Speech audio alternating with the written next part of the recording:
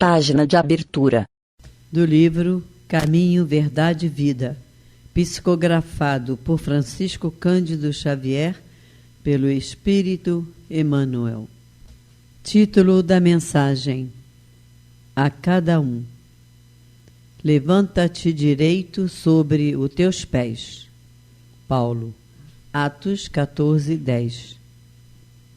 Do modo geral, quando encarnados no mundo físico, apenas enxergamos os aleijados do corpo, os que perderam o equilíbrio corporal, os que se arrastam penosamente no solo, suportando escabrosos defeitos. Não possuímos suficiente visão para identificar os doentes do espírito, os coxos do pensamento, os aniquilados de coração. Onde existissem somente cegos, acabaria a criatura perdendo o interesse e a lembrança do aparelho visual. Pela mesma razão, na crosta da terra, onde esmagadora maioria de pessoas se constituem de almas paralíticas. No que se refere à virtude, raros homens conhecem a desarmonia de saúde espiritual que lhes diz respeito, consciente de suas necessidades incontestes. Infere-se, pois, que a missão do Evangelho é muito mais bela e mais extensa que possamos imaginar. Jesus continua derramando bênçãos todos os dias, e os prodígios ocultos, operados no silêncio de seu amor infinito, são maiores que os verificados em Jerusalém e na Galileia, porquanto os cegos e leprosos curados, segundo as narrativas apostólicas, voltaram mais tarde a enfermar e morrer. A cura de nossos espíritos doentes e paralíticos é mais importante, porquanto se efetua com vistas à eternidade. É indispensável que não nos percamos em conclusões ilusórias. Aguçemos os ouvidos, guardando a palavra do apóstolo aos gentios. Imprescindível é que nos levantemos individualmente sobre os próprios pés, pois há muita gente esperando as asas de anjo que lhe não pertencem. Emmanuel. E agora, a palestra. Boa noite, meus irmãos. Que a doce paz do Senhor Jesus continue a nos envolver. Vamos dar prosseguimento ao estudo de O Livro dos Espíritos. No capítulo 8º, na segunda parte, Emancipação da Alma. E veremos as questões 422 a 424. Bem, Kardec utilizou alguns conceitos próprios da sua época, o que exige um estudo mais apurado dos aprendizes da doutrina espírita, porque aquela época era outra, não é? E uma certa atenção para a compreensão clara do raciocínio do codificador e dos espíritos que dialogaram com ele. Vamos ver a questão 422? Vamos prestar atenção. O que diz Kardec? O que pergunta Kardec? Ele pergunta assim, vamos acompanhar em O Livro dos Espíritos. Geralmente, os letárgicos e os catalépticos veem e ouvem o que se passa em volta deles, mas não podem manifestar. É pelos olhos e é pelos olhos e ouvidos do corpo que tem essas percepções? Pergunta Kardec. E os benfeitores, orientadores espirituais respondem: não, é pelo espírito. O espírito tem consciência de si, mas não pode comunicar-se. Entendeu? Podemos entender, então, a letargia. A letargia é um estado de perda temporária da sensibilidade do movimento, em que o corpo físico parece morto, parece que está morto. Os sinais vitais imperceptíveis, a respiração torna-se reduzida e a pessoa pode ser tomada como morta. O espírito, desprendido do corpo, tem uma percepção de 360 graus. Quer dizer, o espírito ouve tudo, mas o corpo, ele está inerte. Dona Ivone do Amaral Pereira, no livro Recordações da Mediunidade, narra as suas ausências desde pequena. Ela conta que quase foi enterrada por conta de uma situação letárgica. E desde então, sempre desdobrava-se e via o mundo espiritual. Vale a pena ler Recordações da Mediunidade, no capítulo Sono e Sonhos. Vale a pena ler esse livro, que é muito bom. A 422A, Kardec insiste, ele insiste. Por que não pode comunicar-se? É a pergunta. Por que não pode? O estado do corpo, respondem os orientadores espirituais. O estado do corpo a isso se opõe. Esse estado particular dos órgãos vos dá a prova de que no homem existe alguma coisa além do corpo. Portanto, embora o corpo já não funcione, o espírito continua vivo, porque parece morto.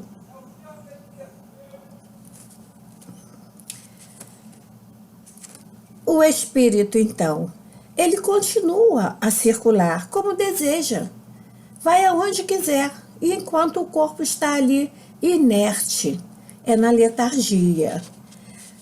423, pergunta da 423. Na letargia, o espírito pode separar-se inteiramente do corpo, de modo a dar a este todas as aparências de morte e voltar a ele em seguida? Pergunta, resposta: na letargia, o corpo não está morto, pois há funções que continuam a realizar-se. Sua vitalidade se encontra em estado latente, como na crisálida, mas não se aniquila. Não se aniquila. Ora, o espírito está unido ao corpo, enquanto este vive. Ele está unido. Uma vez desfeitos os laços pela morte real, aí sim, a desagregação dos órgãos, a separação é completa e o espírito não volta mais. Então, havendo a desagregação dos órgãos, os laços desfeitos, aí sim, é a morte. Quando um homem aparentemente volta à vida, é que a morte não se havia completado. Na catalepsia, meus queridos amigos, o princípio é o mesmo. É a perda momentânea da sensibilidade e do movimento, por causa fisiológica ainda não explicada. Na letargia, a suspensão das forças vitais é geral. e na catalepsia é parcial.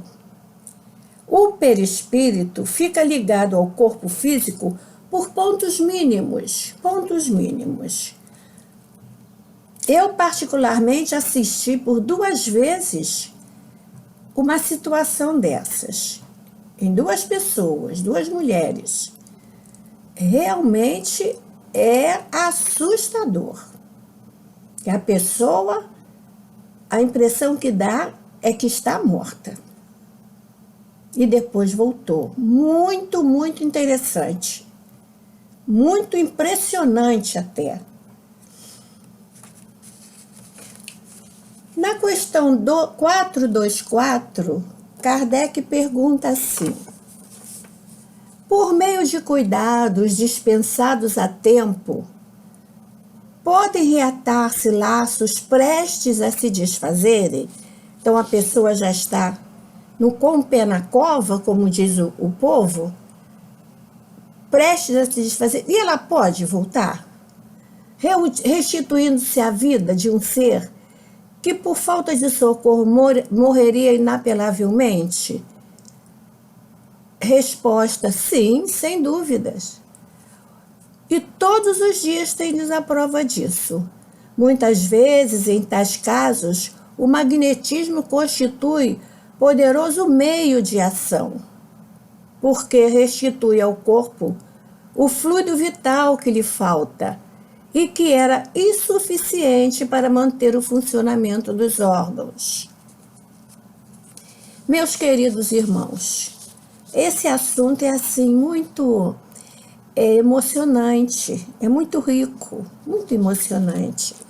Então, a pessoa está com a mínima porção de fluido vital.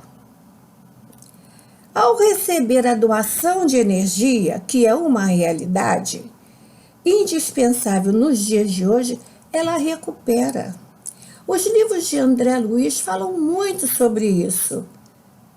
O moribundo já está moribundo e daqui a pouco recebe os fluidos e recupera. Por isso que quando se instala a doença, a enfermidade, a pessoa deve sim ir tratar com o médico, consultar, tomar a medicação.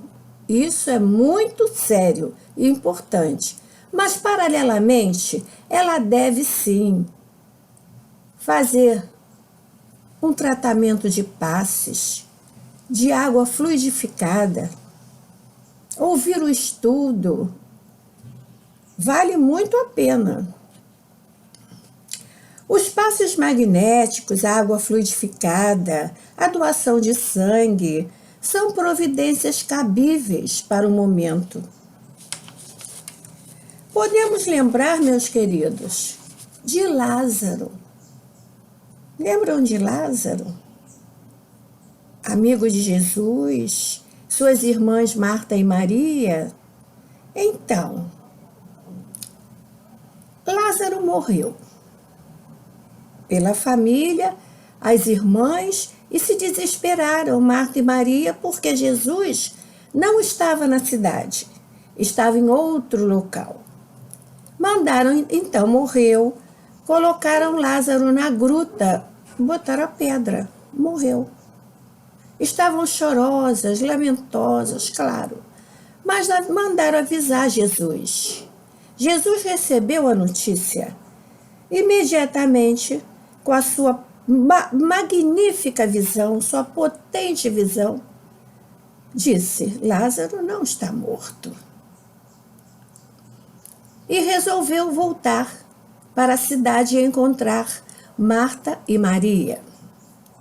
Chegando lá, disse para as irmãs: Lázaro não está morto, Lázaro dorme. Como, Senhor? Já foi enterrado há 3 dias. Não. Tirem a pedra. Mandou tirar a pedra da gruta. O Espírito, e aí disse: Lázaro, levanta-te. E Lázaro levantou. já se desfazendo das faixas. O que aconteceu? O que acontecia? O espírito ainda estava ligado ao corpo. Ao se aproximar, Jesus, com a sua potência magnética, e para a surpresa de todos, Lázaro veio saindo da gruta. Revigorado, ficou bem e deu continuidade à sua vida com as suas irmãs. O que é que estava acontecendo? Lázaro estava letárgico. Naquela época, meus queridos, naquele passado, acontecia muito isso. As pessoas eram enterradas mortas. Por isso que hoje em dia muita gente tem medo até de morrer. Acha que vai ser enterrada morta. Não existe mais isso. Porque a ciência, a medicina, ela evoluiu muito. E hoje em dia, ela sabe muito bem quando a morte, quando os laços se desfazem. Quando a pessoa morreu realmente. Mas naquele passado era tudo muito atrasado. Então acontecia muito. E pela história, ela tem Lázaro, tem a filha de Jairo. Depois vocês procurem, pesquisem sobre esses acontecimentos na Gênesis. Esse movimento, então, ainda hoje acontece. É um assunto muito interessante, esse assunto, que vale a pena estudar mais. Terminamos o nosso estudo da noite de hoje, desejando a todos muita paz, muita harmonia nos seus lares, muita tolerância, paciência, muita saúde para todos. Que Jesus nos abençoe sempre. Benfeitores espirituais estejam junto a nós. Os nossos guias, os nossos anjos guardiães, são os nossos queridos amigos. Orem, conversem com Ele. Que os nossos anjos guardiães são os nossos irmãos, amigos que estão do nosso lado. Que Jesus nos abençoe, nos dê a sua paz e um grande abraço para todos os irmãos queridos.